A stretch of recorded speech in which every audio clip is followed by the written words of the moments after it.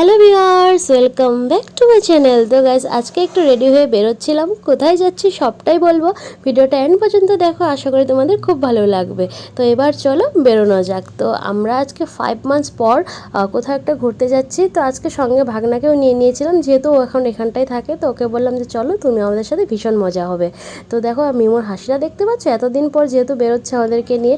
বলতে গেলে আজকে আমরা 5 মান্থস পর কোথাও একটা ঘুরতে যাচ্ছি, যেহেতু পুচকুসোনা ছোটো, ওকে নিয়ে সেরকম কোথাও বেরোনো যায় না। তো আমরা বাড়ির পাশে বঙ্গাইগাঁও রয়েছে, তো আমরা বঙ্গাইগাঁওতে এসেছি আজকে ঘুরতে। তো এসেছিলাম প্রথমে বাঘেশ্বরী মন্দিরে। তো মন্দিরে সকালে আসারই কথা ছিল, কিন্তু এখন পুচকুকে নিয়ে আমার সকালে বেরোনোটা একটু ডিফিকাল্ট হয়ে যায়, কারণ ওকে স্নান করিয়ে খাইয়ে দিয়ে বেরোতে বেরোতেই বিকেল হয়ে যায়। তো দেখো, তার জন্য আজকেও বেরোতে বেরোতে 5টা বেজে গেছে।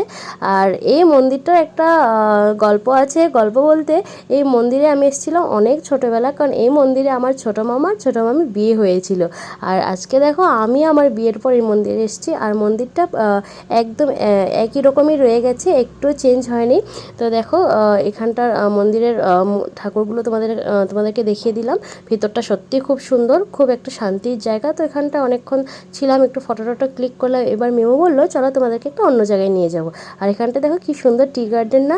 আর জায়গাটা এতটা ভালো আর এতটা ঠান্ডা ছিল যে আসতে ইচ্ছে করছিল না। আর এখানটা আমার মেয়েকে দেখো, ও তো ভীষণ ওয়েদারের সাথে সাথে ভিউগুলো ভীষণ এনজয় করছিল। তো দেখো, ওর চোখ দেখে বুঝতেই পারছো।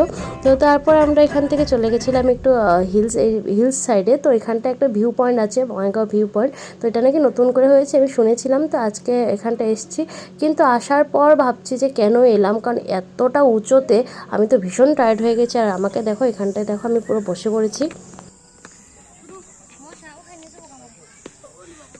ছোট মামি, কিরকম লাগতেছে ওইটা নিয়ে?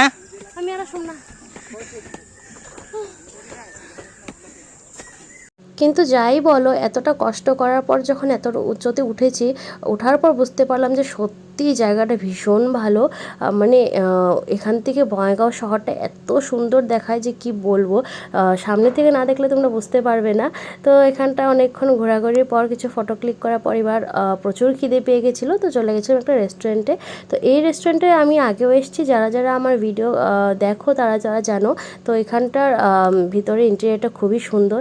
আর হ্যাঁ, আমাকে কেমন লাগছে একটু কমেন্ট করে জানিও তো। তারপর এখানটায় দেখো মিমা ওর ভাগ্নিকে জ্ঞান দিচ্ছিল। যাই হোক, তো আমরা এখানটায় খাওয়া অর্ডার করে দিয়েছি। তো আজকে একদম সিম্পলি অর্ডার করেছিলাম পকোড়া। আর পকোড়ার সাথে একটু গলা ভিজানোর জন্য অর্ডার করেছিলাম লস্যি। আর অর্ডার করেছিলাম মোগলাই, পনির কুলচা, আর একটা চিকেন কষা। আর এই পুচকুসোনাকে দেখো, ভাবছি যে আমাকেও খেতে দেবে। ও তো ভীষণই খুশি, কী আর বলবো। তো খাওয়া দাওয়া কমপ্লিট করে এবার আমরা বাড়ির দিকে রওনা হবো। তো আজকের দিনটা তো ভীষণ ভালো কাটলো, কী আর বলবো। তো অনেক দিন পর বেরোলে সত্যিই খুব ভালো লাগে। তো আবার হয়তো 2-3 মাস পর কোথাও একটা যাব। তো গাইস, ফাইনালি বাড়ি চলে এসেছি। এসে দেখো আমি ফ্রেশ হয়ে নিয়েছি, আর এখানটায় দেখো আমার সোনামাকেও আমি ফ্রেশ করে দিয়েছি। ও আজকে ভীষণই এনজয় করেছে, ভীষণ ভালো কাটলো সময়গুলো। তো আচ্ছা, তোমাদের ভিডিওটা কেমন লাগলো একটু কমেন্ট করে জানিও তো।